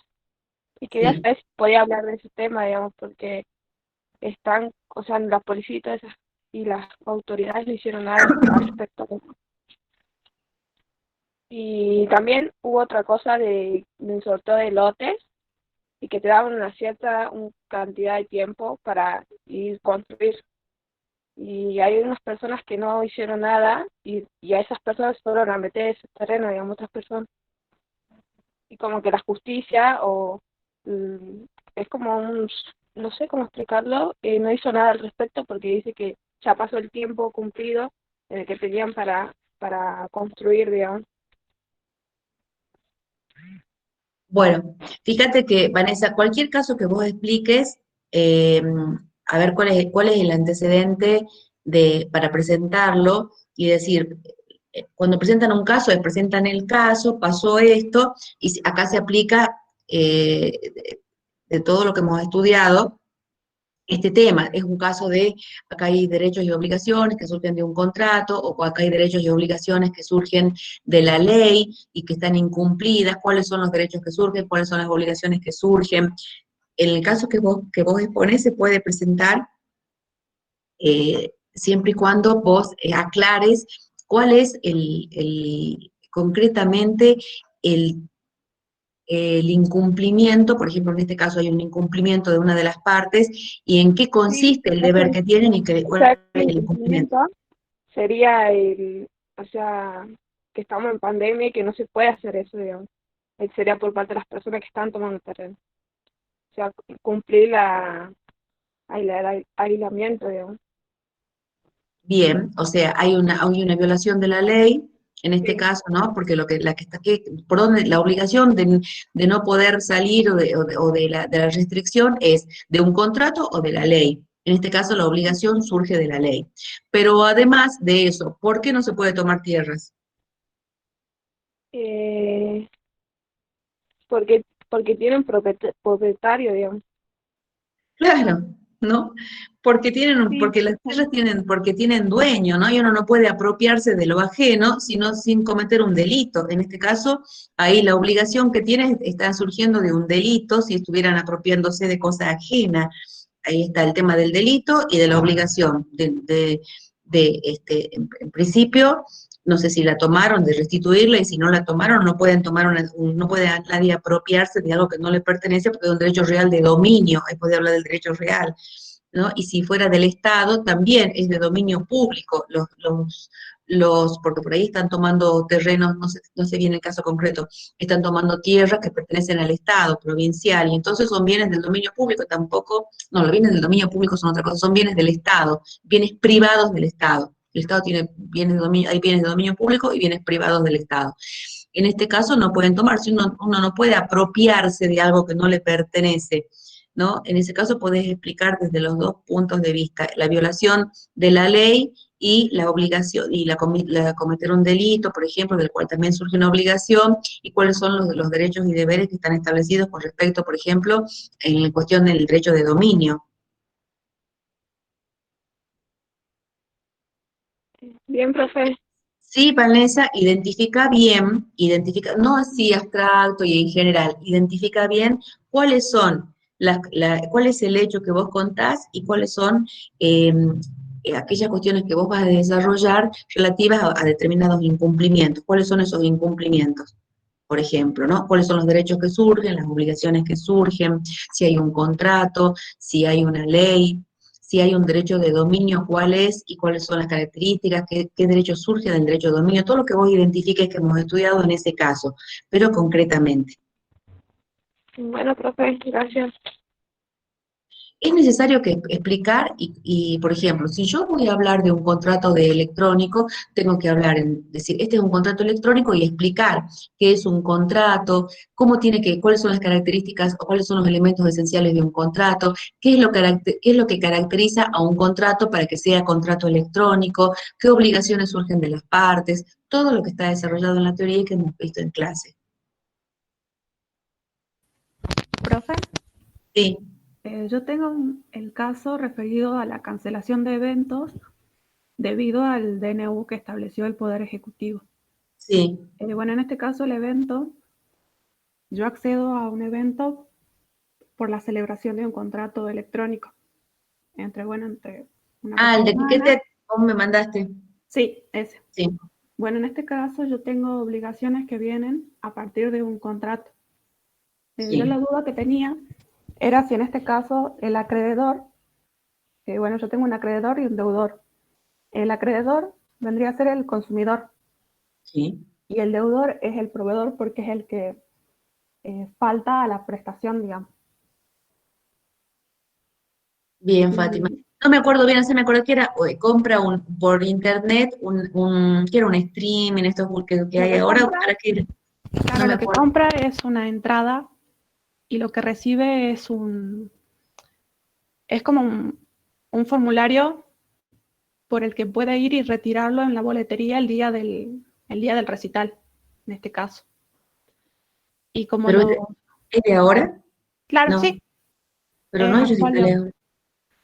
Lo que pasa es que este recital lo que tiene es una fecha próxima, que todavía no llega.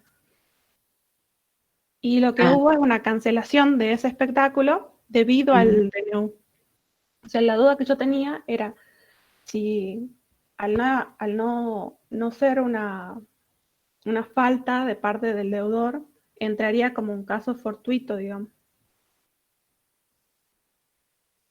Porque ¿La cancelación? Claro, la cancelación no se debe a que al deudor no puede cumplir porque él no quiere, sino porque hay una causa mayor, digamos. Es por el caso del aislamiento obligatorio que se suspende se realiza en ese límite, se vende mientras sí se podía y después se tiene que cancelar porque se dispone el aislamiento. ¿Ese es el caso, Fátima? Bien, y es un caso de fuerza mayor. Acuérdense, está perfecto, en este caso, acuérdense que las obligaciones, cuando vimos Las obligaciones surgen que surgen del contrato, de la ley, en este caso surge del contrato. Está el efecto normal, que es que, como le decía hace rato a Romina, el efecto normal es que se cumpla y que la persona obtenga aquello que pensaba obtener o aquello que por lo cual celebró el contrato, ¿no? Que puede ser voluntariamente o por la fuerza, se acude a la justicia. Y cuando no se puede, se traduce en el pago de daños y perjuicios. Cuando hay un incumplimiento por parte de una de las partes, puede ser que no tenga responsabilidad. Ahí no se da ni el dolo, ni la culpa, no, o sea, no hay intención de no cumplir, ni tampoco fue negligente el que organizó el espectáculo, sino que se produjo esto de la pandemia y hay lo que se llama el caso de fuerza mayor, ¿no? Entonces, esto lo libera de esa responsabilidad de tener que indemnizar por los daños y perjuicios, por el incumplimiento. Pero sí, ¿qué obligación nacerá en todo caso si no se puede realizar el recital? Si el acreedor recibió el dinero y el que quiso ir al espectáculo ya lo pagó. ¿Qué podrá requerir? Que le restituyan el dinero, ¿no es cierto? Pero sí, acá hay un caso claro de fuerza mayor donde no se puede realizar, no por culpa ni por responsabilidad del vendedor, sino porque hay un evento, como dicen, como se define el caso fortuito, fuerza mayor, aquel que no ha podido preverse o que se ha previsto pero no se puede evitar. Claro, y en ese caso la extinción de la obligación también encajaría dentro de pago, porque se restituye, digamos, el dinero. Claro. Sí, en este caso tiene que restituirle el dinero porque no se puede realizar el recital. No sé cuál es el caso, si vos estás citando un caso concreto, en la mayoría de los recitales creo que se han pospuesto, ¿no? En este caso se vendieron, por ejemplo, el de Lollapalooza, que estaba previsto para principio de año, por ejemplo, que la gente compró con mucha anticipación, se fueron posponiendo, ¿no? No se restituyó el dinero, sino que se posponen para cuando se puedan realizar. Ahora, cuando ya la realización del evento deviene imposible o ya no se puede hacer, entonces corresponde la devolución del dinero y ahí se tiene la obligación. Ah, claro, sí había leído que en algunos casos se pospone, pero le dan la opción al que compró de devolverle el dinero si es que no puede asistir en esa fecha pautada. Claro, ahí cambian las condiciones de contratación, ¿no? El comprador que quiso comprar una entrada para un evento y tenía la posibilidad de asistir, después ya no le interesa. Ahí es el ejemplo cuando el acreedor ya no le interesa el cumplimiento de la obligación porque ya o no le sirve o no la puede usar, ya no, en este caso, por ejemplo, el caso que no puede ir en esa fecha al evento, por ejemplo, entonces ahí se resuelve en que le tiene que devolver el dinero y con esa devolución del dinero se tiene la obligación. Ojo, ahí no se paga daños y perjuicios y el deudor no está obligado con respecto al acreedor, es decir, el que pagó y que no puede obtener el espectáculo porque no es su culpa, no hay responsabilidad. Ahí se exime de responsabilidad por el caso de fuerza mayor. Ah, bien, me queda claro. Bien, profe. Bueno, Fátima. ¿Les está quedando en claro cómo es la exposición, por qué es el tema de un caso práctico para que ustedes puedan comprender cómo se aplican cada uno de los temas que hemos visto en clase, que están en el programa?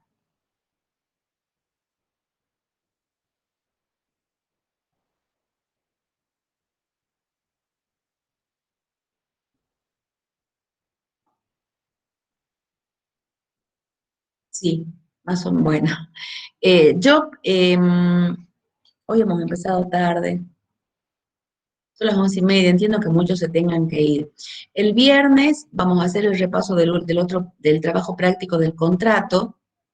El tema de la unidad 1, en realidad todos han respondido bien, salvo algunos errores, como le decía a María Paz, que ella dice que interpretó mal, pero que en realidad redactó mal, que sí entendió. Los temas eran muy simples. El tema de la revisión de los temas de los contratos de consumo y de ese trabajo práctico lo vamos a ver el viernes, y todas las dudas que tengan. El martes vamos a empezar a las 8 de la mañana.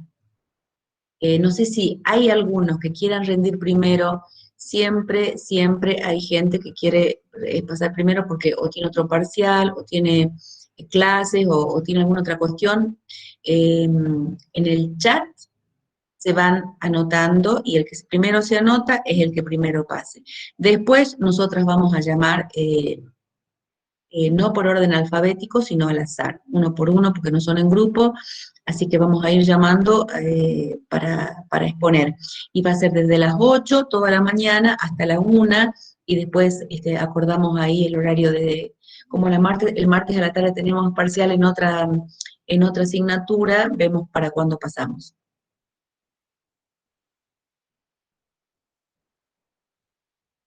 Luis, ahora me quedó más claro. Cualquier duda que tengan hasta el viernes por el chat, vamos a estar respondiendo las preguntas, o si quieren exponer el caso, como han mandado muchos chicos por mail, que ya están todos contestados. Lo que sí les digo ya desde ya, por cualquier cosa, no se pasa el parcial es el martes a las 8 de la mañana. ¿Está claro? Disculpe, profesora. Sí, Yo quería Luis. tratar el tema de estafa de la inmobiliaria Horizonte y veo que Sí, otra compañera ya tiene el sí. tema. ¿Habría problemas de que presentar el mismo tema o cambio? Y yo Intento te digo cambiarlo. que cambies. Ah, bien, muchas ¿Sí? gracias. Sí, yo, todo lo que me mandaron, si alguien ya, yo tengo varios, me mandaron correos y ahora, y ella me mandó un correo ya. Los que me mandan, le digo, ya está el tema, ¿sí? Por eso siempre es mejor apurarse y buscar primero el tema. Hasta ahora no hay temas repetidos. Profe, Sergio. yo le había enviado un artículo sobre contratos EPC. Sí. Son los que se denominan llave en mano. Sí. Sí. Y bueno, yo encontré un contrato de la provincia de San Juan, donde licita para hacer unas barandas en un dique, y lo iba a usar como caso directamente, porque ahí ya podría tocar el tema de las unidades de persona y de una forma más concreta, digamos, porque el artículo... Sí. El artículo comenta lo que son los contratos de PC y de qué se trata, y habla de las cláusulas que se pueden poner y todo lo demás, pero no habla concretamente de un caso. Pero me Sí, parece perfecto que ustedes, si tenés un contrato que es específico, donde además te va a servir a vos para sacar los ejemplos. Si menciona personas, qué personas son, si el contrato tenía prevista lo que nosotros hemos llamado las vicisitudes, cláusula resolutoria, rescisión, qué es la rescisión, qué es la cláusula resolutoria, qué pasó, si se cumplió o no se cumplió, es mucho, eso te va a permitir precisamente aplicar lo que vimos. sí hay una cláusula del contrato que le menciono que dice normativa aplicable, y habla de la ley de San Juan, digamos, de siempre provincial de obras públicas, de decretos, leyes provinciales que no sé cómo yo las podría manejar, digamos, podría mencionarlas como en lo que es la jerarquía de las leyes o... Sí, y fíjate, entonces ahí, creo que ya alguien lo comenté, ya me empiezo a olvidar, ¿es de derecho administrativo o de derecho privado? Ahí te da pie para hablar, cuando nosotros vimos la clasificación al principio dijimos, hay normas que son de derecho público y normas que son de derecho privado. Las normas de derecho público siempre interviene el Estado. No importa si vos hablas del Estado provincial de Jujuy o de San Juan o de La Rioja o de donde sea, es Estado provincial. Estás hablando de derecho público o de derecho privado. Fíjate, perfecto, te viene, no importa. Y vos decís, se aplican tales y tales normas que son normas de derecho privado, público, en este caso, ¿no es cierto? Fíjate cuáles son y son tales. No importa si son de San Juan. Bien. Lo que sí te va a servir para explicar claramente esa, la clasificación del derecho que vimos al principio, porque fíjense, no todas las normas, es importante saber, no todas las normas son iguales. Nosotros dijimos que el derecho es un sistema, entonces hay normas de derecho público, hay normas de derecho privado. Las normas de derecho público, ¿cuáles son? El derecho administrativo, el derecho internacional, el derecho, y las que regulan cuando esté el Estado, ¿cuáles son? ¿Público o privado? Y si es público, ¿cuáles son? ¿Administrativo? Entonces ahí puedes hablar de eso. Bien, bien, bien, bien. Ok, profe, gracias. Bueno. Bien, ¿alguna otra consulta? Si no, ya nos vamos. pocos que han buscado los temas, qué poco. Bueno, recuerden que es promoción, que la promoción, chau Luis, que la promoción es promoción, tienen que saber todos los temas. La alternativa es la regularidad. Y no los volvemos a ver estos temas, así que nosotros cuando preguntemos vamos a preguntar con profundidad si es que nos surge. Cuanto más clara sea la exposición de los 10 minutos, más completa sea, más cortas van a ser las preguntas sobre temas que no están tratados. Porque se nota, si los han visto, porque se relaciona, se nota, si han comprendido, si lo han relacionado. Y si no,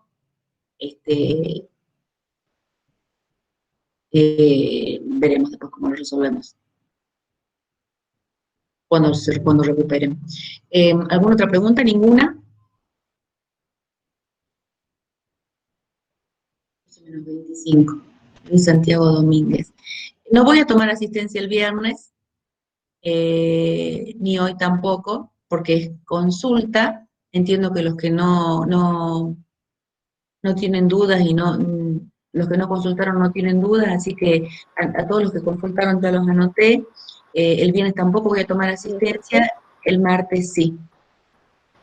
Sí. Yo tengo un caso de una noticia del 2015 sobre una persona que falleció su padre y fue al cementerio a querer hacer para enterrarlo. Entonces ahí él se dio cuenta, o sea, no tenía mucha comunicación con el padre, de que no había contrato en ese sentido. Bueno, mi pregunta es, o sea, no había un contrato entre el padre y el cementerio privado. Y allí, bueno, él lo que trata es de poder enterrarlo cuanto antes, porque ya en la parte de funeraria le habían dado un tiempo limitado. Entonces, ahí los administradores del cementerio privado le dicen que su padre debe muchos años, en el cual él quería ponerse al día porque necesitaba enterrar a su padre.